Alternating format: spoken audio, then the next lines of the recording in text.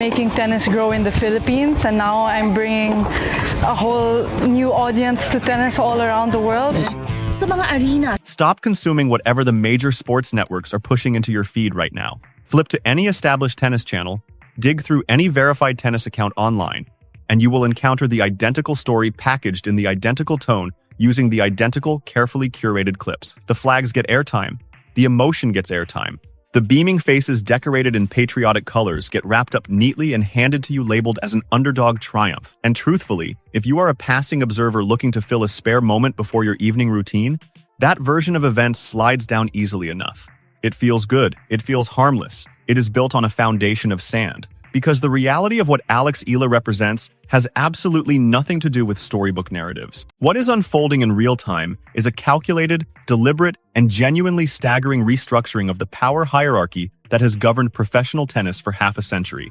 And the detail that should completely stop you in your tracks is that the architects of this restructuring are not slick agents or venture capitalists or backroom dealmakers. They are medical professionals in the United Kingdom, laborers on Gulf construction sites, and caregivers in Asian households who redirected months of earnings toward a single courtside seat just to breathe the same air as the woman who made their existence feel acknowledged. That goes well beyond anything you would classify as a sports phenomenon. That is an entirely different category of human event. Here is the conversation that the polished television personalities consistently avoid having. Tennis carries a location problem embedded deep in its DNA. The sport was conceived by Europeans to serve European tastes, sculpted by Americans to reflect American values, and has spent 3 decades performing diversity while quietly keeping its crown jewel events anchored in the same small cluster of Western venues. Crowd energy in tennis is a genuine and documented competitive variable, but it has always operated within strict geographic boundaries.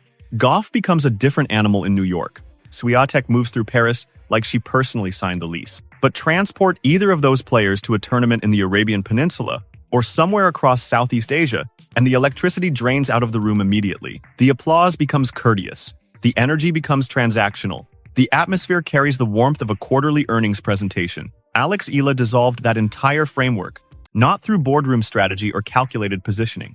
She dissolved it purely by existing at the precise collision point between remarkable athletic ability and the most organized and emotionally driven sporting community anywhere on Earth. The Filipino overseas workforce is not a supporter group with matching scarves. It is a coordinated, activated, and perpetually connected collective that operates with the urgency of people who understand exactly what is at stake. The second Eala's name surfaces in any tournament bracket. Something fundamental shifts. Tickets move. Viewing events materialize. Community spaces get converted into screening venues.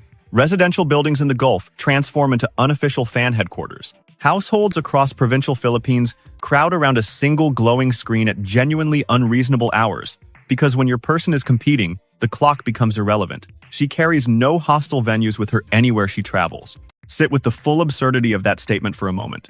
She can land in a moderately sized European city with no historical Filipino connection whatsoever, and somehow the seats fill with people clutching flags and generating a volume of noise that makes the infrastructure around them tremble. That is not coordination. That is something operating on a completely different emotional register than anything contemporary professional sport has previously encountered. Making tennis grow in the Philippines, and now I'm bringing a whole new audience to tennis all around the world.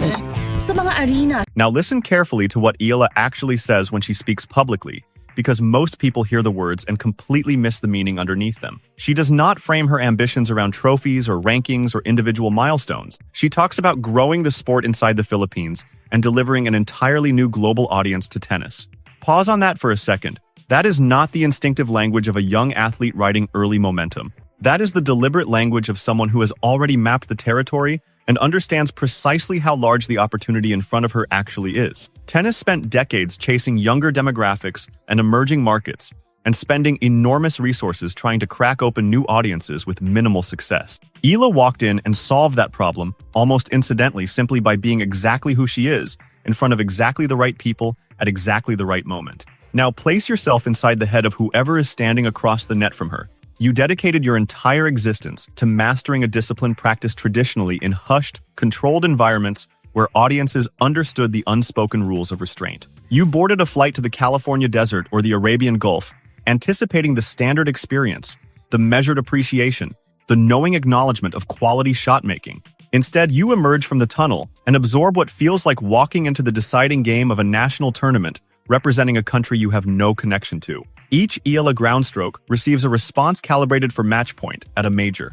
Each one of your unforced errors disappears into a wave of collective approval that physically alters the pressure in the building. Your nervous system, painstakingly trained over years to perform within a very particular competitive environment, suddenly finds itself completely without context. You transition from competing to enduring, and the precise instant that transition occurs, the scoreline becomes a formality. What genuinely separates Eala from every other athlete carrying comparable national weight is her complete refusal to collapse beneath it. The statistical probability would strongly suggest otherwise. Stack the concentrated expectations of 110 million deeply invested people onto someone barely out of their teenage years, and the predictable outcome is psychological paralysis. But Eala emerged from the Rafael Nadal Academy, an institution essentially engineered to transform adversity into ammunition.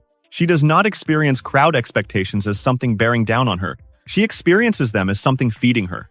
The more monumental the occasion, the sharper and more mercilessly accurate her decision-making becomes. She has fundamentally recalibrated the standard human reaction to suffocating expectation and converted it into a weapon her opponents have no blueprint for neutralizing. The commercial dimension layered underneath all of this is where the picture becomes genuinely extraordinary. Every young professional athlete currently receives identical advice from identical consultants about constructing a personal image that radiates aspiration and maintains careful emotional distance. Eala moved in the precise opposite direction and accidentally discovered perhaps the most devastatingly effective supporter strategy operating in sport today. The humility is real, visible, and completely disarming. She redirects conversations toward family. She redirects praise toward national identity. She consistently shrinks the individual narrative and expands the collective one. And what her community feels toward her as a result is not appreciation. It is something far more resilient and far more commercially significant. It is guardianship. Her supporters do not arrive hoping she performs well. They arrive feeling personally accountable for protecting her from disappointment. That psychological architecture cannot be purchased regardless of budget. The overseas Filipino community recognizes its own reflection when it watches her compete. The displacement, the separation from everything familiar, the unrelenting forward motion towards something better for the people left behind. When Eala closes out a match in a foreign venue surrounded by her community, the moment transcends sporting entertainment. It functions as a shared release valve, a group confirmation that the distance and the difficulty carry genuine meaning. That depth of emotional investment does not erode following a poor result. It compounds. It amplifies. It becomes structurally immune to the volatility that dismantles conventional fan relationships at the first sign of difficulty. The broadcast industry will continue presenting this as wholesome human interest programming. The flag footage will keep rolling. The parental reaction shots will keep appearing. The framing will remain deliberately uncomplicated because complicated framing generates uncomfortable questions nobody is prepared to answer on air. But while that content continues being produced and consumed, Alex Eala and the most formidable diaspora community in international sport are accomplishing something without any historical precedent. They are demonstrating that geographic advantage in tennis is not determined by passport or venue location. It is determined entirely by the depth of human commitment traveling with you into every arena. And by that measure, nobody currently competing on tour carries anything remotely close to what she carries every single time she walks through that tunnel. The court belongs to her. The crowd functions as her arsenal. And everything that follows is only just beginning.